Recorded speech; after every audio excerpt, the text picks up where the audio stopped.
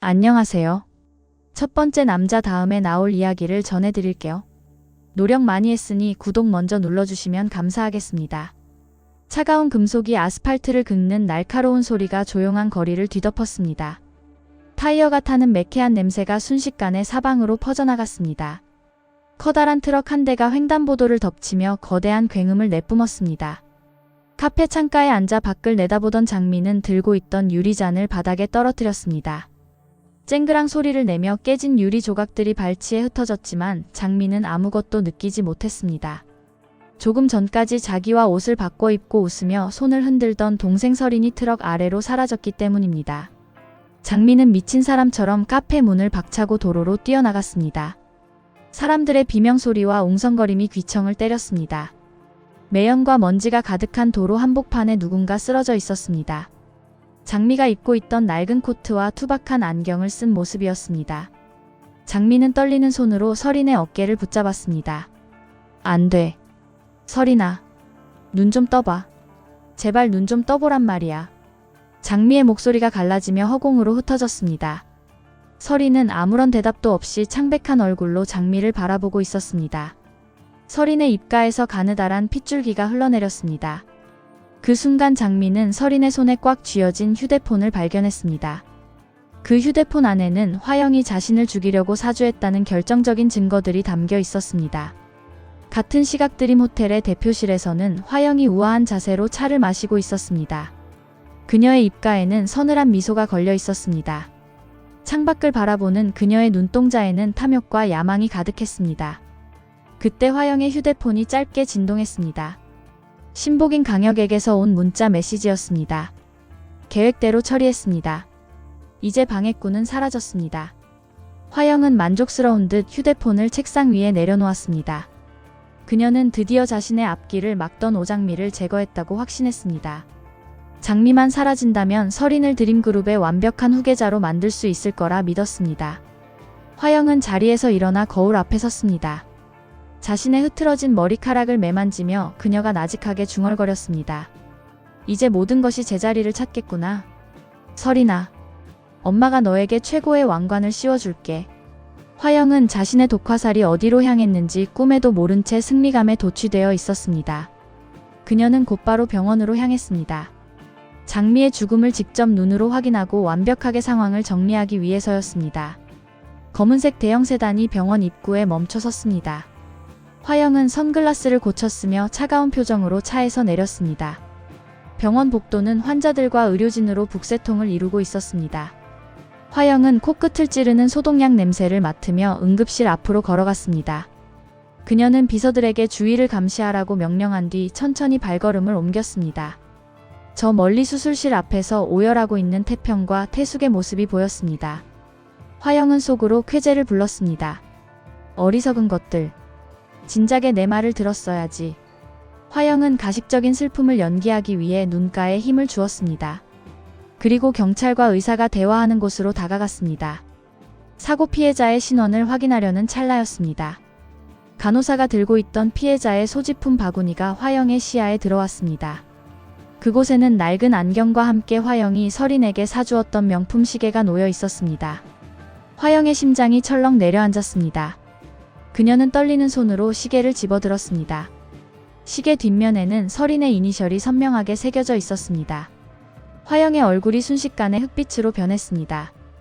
그녀는 미친 듯이 수술실 문을 두드리며 소리를 질렀습니다. 비켜.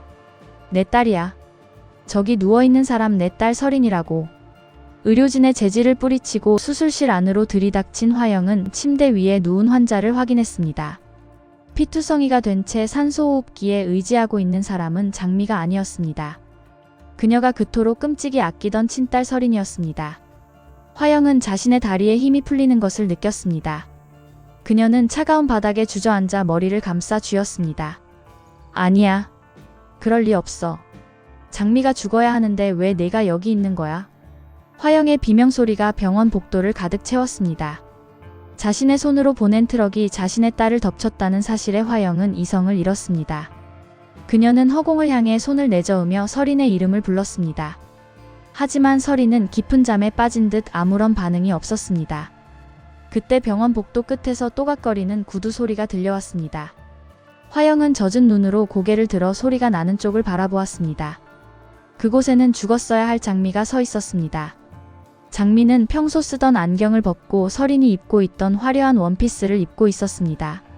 장미의 눈빛은 이전과는 비교할 수 없을 만큼 차갑고 단단했습니다. 장미는 서서히 화영에게 다가갔습니다. 그녀는 바닥에 주저앉아 추하게 울고 있는 화영을 내려다보았습니다. 장미의 입술이 가볍게 떨렸습니다. 대표님, 왜 그렇게 울고 계세요? 제가 여기 멀쩡히 서 있는데. 화영은 귀신을 본 듯한 표정으로 장미를 가리켰습니다. 그녀는 입을 번긋거렸지만 아무런 말도 나오지 않았습니다. 장미는 화영의 곁으로 몸을 숙이며 낮게 속삭였습니다. 당신이 보낸 트럭은 제 동생을 쳤어요. 당신의 야망이 당신의 딸을 죽인 거예요. 장미의 말 한마디 한마디가 화영의 가슴에 비수처럼 꽂혔습니다. 화영은 장미의 멱살을 잡으려 했지만 기운이 없어 그대로 손을 놓쳤습니다. 장미는 그런 화영을 비웃듯 서린의 핸드백에서 서류 한 뭉치를 꺼냈습니다. 그것은 서린이 미리 준비해 두었던 화영의 범죄 증거들이었습니다. 서린이가 저에게 이걸 줬어요. 당신이 우리 엄마를 어떻게 만들었는지, 그리고 저를 어떻게 훔쳐왔는지 다 적혀 있더군요. 장미의 목소리는 낮았지만 힘이 있었습니다. 그녀는 화영의 귀 옆에 입술을 바짝 갖다 댔습니다. 이제부터 시작이에요. 당신이 가진 모든 걸 하나씩 뺏어줄게요. 당신이 느낄 고통은 이제 겨우 시작일 뿐이니까요. 장미는 화영을 차갑게 내버려 둔 채 뒤돌아섰습니다. 그녀의 뒷모습은 마치 복수의 화신처럼 보였습니다. 병원 로비로 나온 장미는 기다리고 있던 백호를 만났습니다. 백호는 걱정스러운 눈빛으로 장미를 살폈습니다. 괜찮아요. 장미씨, 많이 놀랐죠? 장미는 백호의 품에 기대어 눈을 감았습니다. 하지만 그녀의 눈가에서는 눈물 대신 도끼가 뿜어져 나왔습니다. 장미는 서린의 휴대폰을 백호에게 건넸습니다. 이걸로 최화영을 무너뜨려 주세요. 한치의 오차도 없이 완벽하게요. 백호는 고개를 끄덕이며 장미의 어깨를 감싸 안았습니다. 두 사람은 어둠이 깔린 병원을 빠져나갔습니다. 장미는 차창 밖으로 보이는 드림호텔의 화려한 조명을 바라보았습니다. 그곳은 이제 곧 거대한 소용돌이에 휘말릴 운명이었습니다. 한편 정신을 차린 화영은 강혁의 뺨을 세차게 내리쳤습니다. 그녀의 눈은 광기로 번들거리고 있었습니다. 어떻게 이럴 수가 있어. 내 딸을 죽이려 하다니. 너도 공범이야. 강혁은 고개를 숙인 채 아무런 말도 하지 못했습니다. 화영은 서린의 병실 앞에서 밤을 지새우며 복수를 다짐했습니다. 그녀는 이 모든 일이 장미의 계략이라고 생각했습니다.